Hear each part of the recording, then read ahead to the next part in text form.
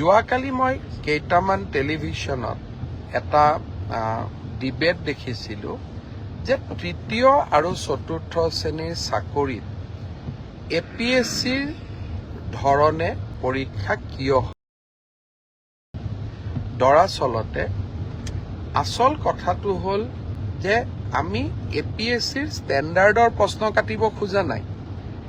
APSCৰ ধৰণৰ পৰীক্ষা, তাৰমানে প্ৰথম প্ৰিলিমছ হ'ব, তাৰপিছত মেইনছ হ'ব, আৰু তাৰপিছত অৰ্থাৎ গ্ৰেজুৱেশ্যন যাৰ কোৱালিফিকেশ্যন তাৰ বাবে চিলেবাছ গ্ৰেজুৱেশ্যন হ'ব, হায়াৰ ছেকেণ্ডেৰী যাৰ চিলেবাছ তাৰ চিলেবাছ হায়াৰ ছেকেণ্ডেৰী হ'ব।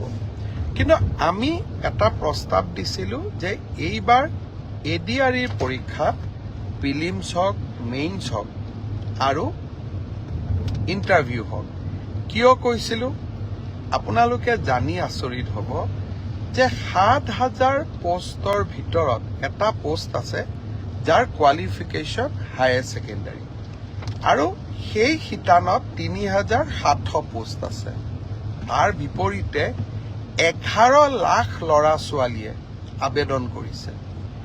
11 লাখ ল'ৰা ছোৱালীক যেতিয়া আমি পৰীক্ষা পাতিব যাম, এটা পৰীক্ষা কেন্দ্ৰত যদি 500তকৈও আমি ল'ৰা ছোৱালী বহাৰ সুবিধা দিওঁ, আমাক 2100 পৰীক্ষা কেন্দ্ৰ লাগিব, আৰু 2100 পৰীক্ষা কেন্দ্ৰত সমানে এটা পৰীক্ষাৰ কোৱালিটি মেইনটেইন কৰাটো অসম্ভৱ, প্ৰত্যাহ্বানমূলক হৈ পৰে। যেতিয়া আমি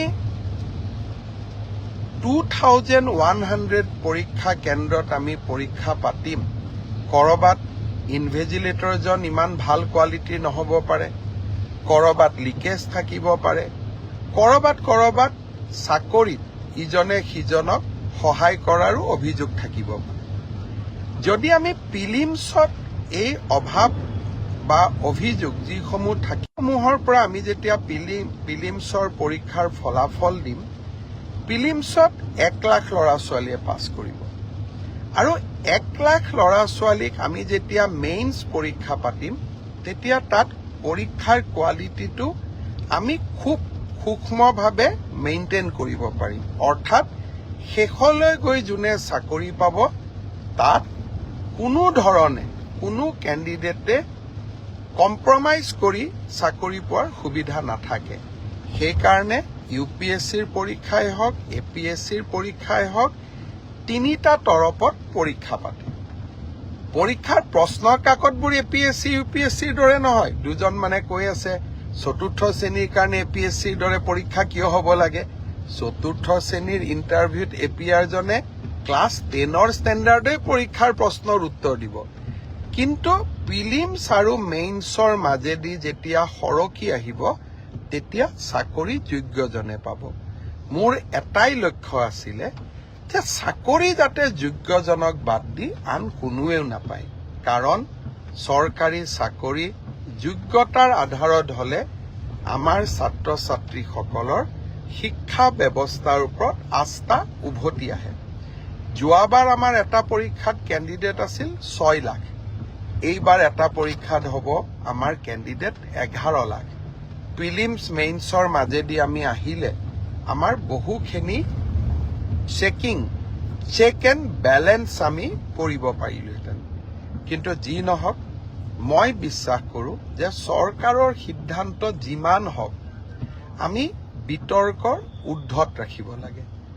দুই এজন ৰাজনৈতিক দলেই হওক বা আমাক বেয়া পোৱা দুই এজন ব্যক্তিয়ে হওক, চৰকাৰৰ প্ৰতিটো কথাতে তেওঁলোকে বিতৰ্ক হোৱাটো বিচাৰে, আৰু বিতৰ্কৰ পৰা তেওঁলোকৰ যে কিবা লাভ হয় এনেকুৱা নহয়।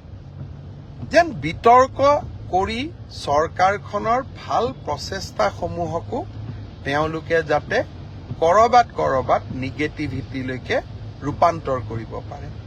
সেইবাবে ময়ো সাৱধানে থাকিব খুজিছোঁ।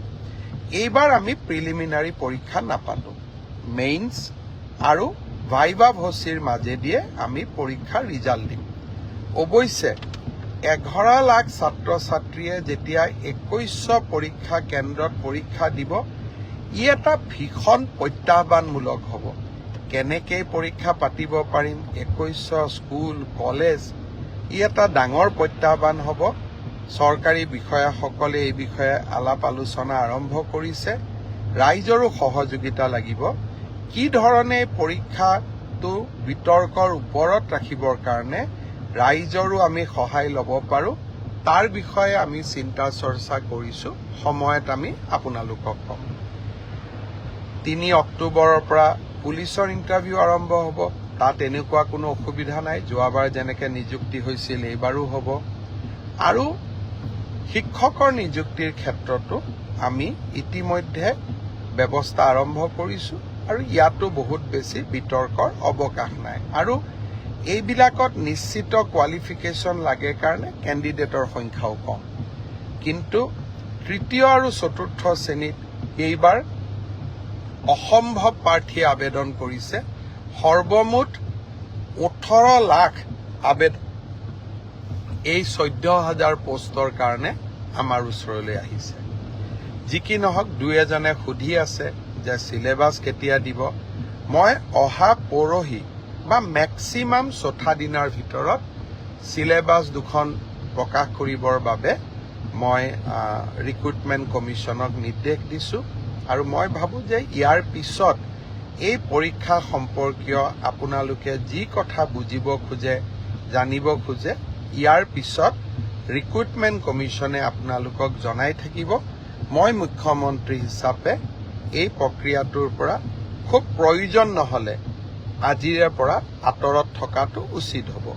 অৱশ্যে ক'ৰবাত ভুল ভ্ৰান্তি থাকিলে, ক'ৰবাত কিবা বুজাত অসুবিধা হ'লে, ক'ৰবাত স্পষ্টীকৰণৰ প্ৰয়োজন হ'লে নিশ্চয় মই আপোনালোকক এই ধৰণে ফেচবুক লাইভে হওক বা সাংবাদিক মেলত আহি আপোনালোকক মই বুজাবৰ বাবে বা আপোনালোকক চৰকাৰৰ স্থিতি স্পষ্ট কৰিবৰ বাবে মই চেষ্টা কৰিম।